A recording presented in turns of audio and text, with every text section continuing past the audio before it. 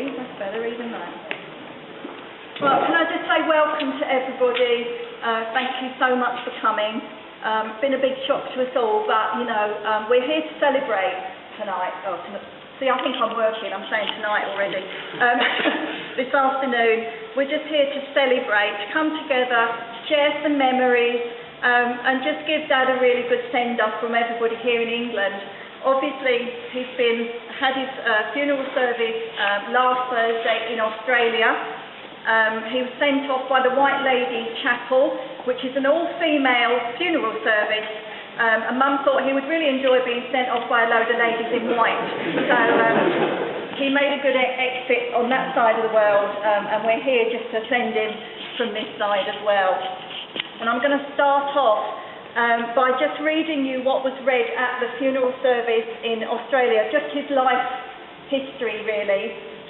Then I will go on and say my little bit. Ralph's got then something to say, and then we will follow on from there.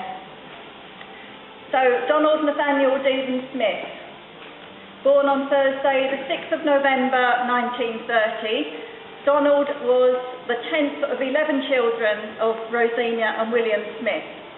He was born in Woodham Ferrers in Chelmsford, but by the time that young Donald was ready for school, the family had moved to Rettindon. Don left school at the age of 14 and was, as was the norm then, and following the family tradition of market gardening and nurseryman, Don worked for his eldest brother Will in Rettindon. It was during this time, 1947, that he met Doreen, whom he would later marry in 1952 and enjoy a very happy union that would span 57 years. Doreen was 14 and Don was 16 when they met, when they passed a music lesson. She was going in, Dad was coming out. They sized each other up, as you do, and a few weeks later he stopped her for a chat. The rest is history.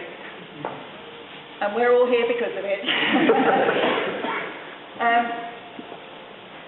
As teenagers, you know, they all played in the youth orchestra together, and for a couple of years Doreen used to play the violin, Don on the cello, and they also played badminton together, and so enjoyed a friendship that then led to a courtship. So they had lots of common interests back then. Don and Doreen kept company for about 5 years before they married in 1952. A couple of years later, moi came along, followed by Ralph, and then Dawn, obviously, who is with them in Australia at the moment. Don and Doreen took on part of the nursery at that time. The business was then strictly wholesale, as you will all probably remember. And they eventually decided to change things and went retail. Hence now we have, and did have, Planto Nurseries, which is still there to this day. Then came Dad's brainwaves, which you're all sitting amongst, obviously. The need for smaller units to grow and sell plants in, and with obviously Morris and Paul, they set about making something suitable.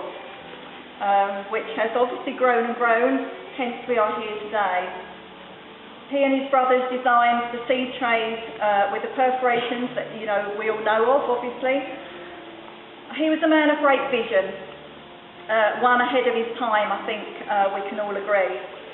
And he and his brothers raised funds within the family to develop their ideas, and that was obviously the forerunner of all the packs that we see on sale today.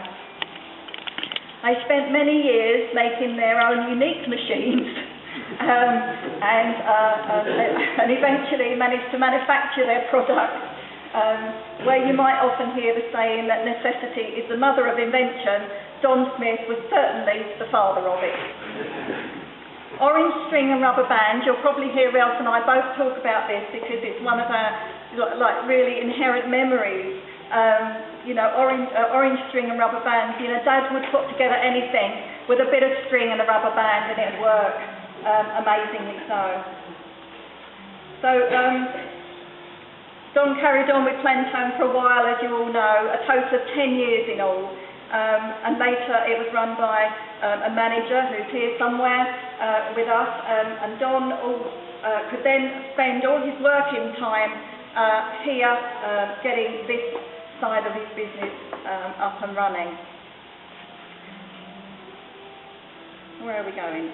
Yes, it's just the fact that obviously over the years this started out as just that one building next door there, the old hotel, and this has all obviously expanded over the years. But Dad never lost sight of his love for the garden, and he always maintained his interest. He was a keen gardener, an expert in the matter, if you can say. And wherever he was, there was beautiful gardens around him. Always lots of vegetables as well to eat. He was apparently a very proud father of us. We didn't know that, well, we don't talk of those things, do we, in the Smith family? But he was a very proud father, and also a very proud grandfather, and even now a great-grandfather. So he has 7 grandchildren now, for those of you that don't know, and 5 great-grandchildren. 3 are here, and 2 in Australia, 2 little girls that have actually arrived this year. So it was lovely for him to have those 2 little great-granddaughters coming into his life just as he was ending his.